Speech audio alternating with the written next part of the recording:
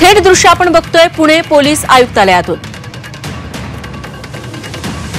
थोड्याच वेळा पत्रकार परिषदेला सुरुवात होतीये। पोलीस कंट्रोल रूमला 4 वाजेच्या सुमारास एक माहिती मिळाली की माननीय तानाजी सावंत साहेबांचे मुलगा यांना कोणीतरी घेऊन गेलेले आहे। हे माहिती मिळाल्यानंतर तात्काळ जे आहे सर्व टीम ॲक्टिव्हेट झालेली आहे। त्यानंतर तातडीने यांची माहिती घेणे सुरू झालेली आहे। ते पुणेवरून फ्लाईटमध्ये गेलेले आहे आणि फ्लाईट आता कोणत्या दिशेने चालले याबद्दलचे सर्व कन्फर्मेशन आपल्याकडून सुरू आहे आणि यांचे जे आहे ते परत आणण्याचे प्रोसेसमध्ये जे आहे ते सर्व यंत्रणा लागलेली आहे।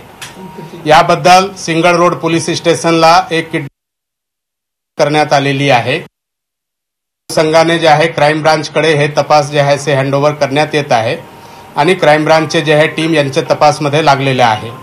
आता प्राथमिक माहिती हेच आहे आणि यानंतर हे डेव्हलपमेंट होत आहे। एक वेळ फायनल डेव्हलपमेंट काय होतील त्या अनुषंगाने आपल्याला परत जे आहे ते माहिती आम्ही प्रेस ब्रीफिंगच्या द्वारा किंवा प्रेस मीडिया ग्रुपवर हे माहिती देणार आहे। आता जे प्राथमिक माहिती आहे इतकीच माहिती आहे आणि यांच्या अनुषंगाने वेगळे दृष्टिकोनातून वेगळे यंत्रणाकडून प्रयास चालू आहे। आता आमचे जे प्रयास आहे की ते सुखरूप जे आहे ते कसा आपल्याकडे परत येईल त्या अनुषंगाने आमच्यातर्फे सर्व प्रयास जे आहे ते चालू आहे। तर बेपत्ता म्हणायचं की किडनॅपिंग म्हणायचं तर त्याच्यावर अजून बेपत्ता किंवा किडनॅपिंग असं काहीही नाहीये, कारण त्याचे 2 मित्रच आहेत। असं नवीन किंवा अननोन पर्सन किंवा असं कुणीही त्याच्यामध्ये नाहीये। अजून आम्हालाच नेमकं माहित नाही की ते असं फोन न करता किंवा माझ्या घरात आतापर्यंत अशी पद्धत नाही। अगदी कुठं वाकडला जरी कुठं जाणार असेल तर फोन करून पप्पा मी तिकडे चाललो, पण इथं ज्यावेळेस आला त्याची गाडी वापरली नाही, दुसऱ्याच गाडीतनं तो इथपर्यंत आले ते 3 जण आणि गेले। त्याच्यामुळे मी कॉशियस झालो की बाबा मला इंटिमेट केलं नाही किंवा त्याच्या माझा जो थोरला मुलगा आहे गिरिराज त्याला इंटिमेट केलं नाही। कम्युनिकेशन कंटिन्युअस असतं, दिवसातनं कमीत कमी 15 ते 20 फोन आमचे एकमेकाला होतात आणि त्याच्यामध्ये फोन आला नाही आणि अचानक हा एअरपोर्टवरती कशाला गेला त्याच्यामुळे मी कॉशियस झालो। म्हणून मी कॅम्पसमध्ये गेलो, कॅम्पसमध्ये सांगितलं की बाबा त्याची स्वतःची गाडी घेतलेली नाही, दुसऱ्याच गाडीने हे 3 जण त्या ठिकाणी गेले। म्हणून मी कॉशियस होऊन इमिजिएट ह्या गोष्टींना साहेबांना फोन केला, सीपी साहेबांना फोन केला, फडणवीस साहेबांना फोन केला। त्याच्यावरती इमर्जन्सी फास्ट ट्रॅकवरती मी त्याच्यावरती गेलो आणि आता कळलं की ते प्रायव्हेट चार्टरनं फ्लाय झालेले आहेत। आता कुठं लँड होतंय ते अजून they are also trying at their level best.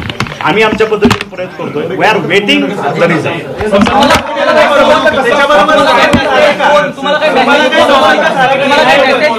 एक करून बोलला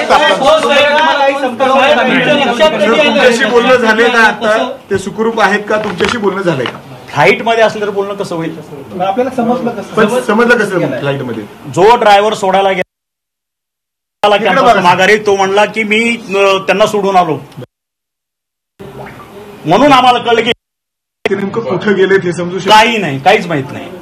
ते ट्रॅकिंग करला प्रयास चालू आहे। मित्रच आहेत ते नावही मला माहित नाही। आता ते समजेल, ड्रायव्हर बी एकदम हे झालेला आहे, ड्रायव्हर कडे कळेल। आम्ही तेच माहिती घेतो की नेमकं कोण आहे त्यांच्यावर।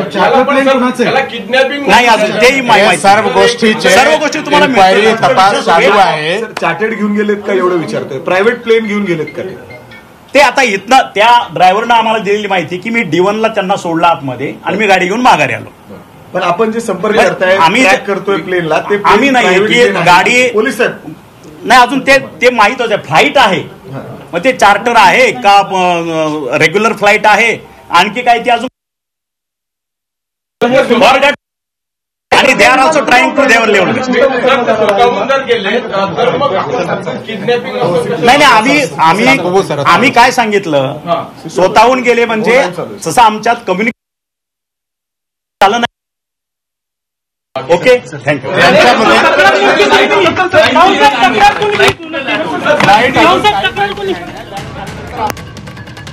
तेव्हा स्वतः तानाजी सावंत आणि पोलीस अधिकाऱ्यांनी माहिती दिलेली आहे। तानाजी सावंत यांचं म्हणणं असं आहे की संध्याकाळी 4 वाजण्याच्या सुमारास असा फोन आला की मुलगा गायब झालेला आहे, मात्र त्याच्या 2 मित्रांसोबतच तो वेगळ्या गाडीने निघून गेलेला होता। तानाजी सावंत म्हणाले आपला मुलगा आहे ऋषीराज, त्याचा दिवसातून आपल्याला 15 ते 20 वेळा फोन येतो, कुठेही जाण्याआधी तो आपल्याला कळवतो, मात्र यावेळेस आपल्या 2 मित्रांसोबत जात असताना त्यानं ना आपल्याला कळवलंय ना आपल्या भावाला फोन केला. एका खासगी विमानानं 2 मित्रांसोबत तो निघून गेल्याची माहिती तानाजी सावंतांनी दिली आहे.